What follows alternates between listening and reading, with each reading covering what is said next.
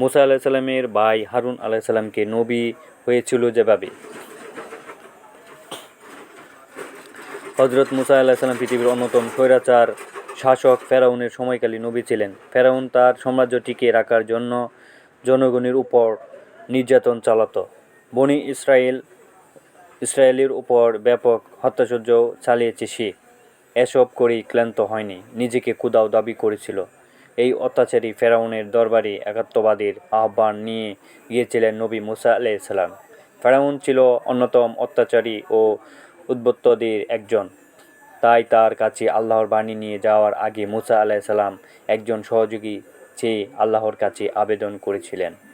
আল্লাহ তাআলা তার আবেদন কবুল করেছিলেন এবং তার ভাই হারুন আলাইহিস সালামকে নবী বানিয়েছিলেন।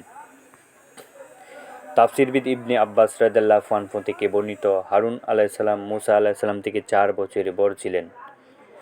মুসা আলাইহিস সালাম মহান আল্লাহর দরবারে এই মর্মে ফরিয়াদ করেছেন যেন তার ভাইকে নবী মনোনীত করা হয়।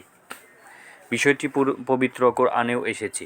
মুসা আলাইহিস সালাম তার দোয়ায় বলেছেন, হে আমার রব, আমার জন্য আমার স্বজন থেকে একজন সাহায্যকারী বানিয়ে দাও, আমার ভাই হারুনকে। তার মাধ্যমে আমার শক্তি সুদৃঢ় করো আর তাকে আমার কাজে অংশীদার করো, যাতে আমরা বেশি পরিমাণে তোমার পবিত্রতা ও মহিমা ঘোষণা করতে পারি। তুমি তো আমাদের সম্যক দ্রষ্টা। সূরা তোহা আয়াত 29-34। মহান আল্লাহ মুসা আলাইহিস সালামের ফরিয়াদ কবুল করে নিয়েছেন। এ বিষয়ে পরের আয়াতে এসেছে, তিনি আল্লাহ বলেন, হে মুসা, তুমি যা চেয়েছ তা তোমাকে দেওয়া হলো।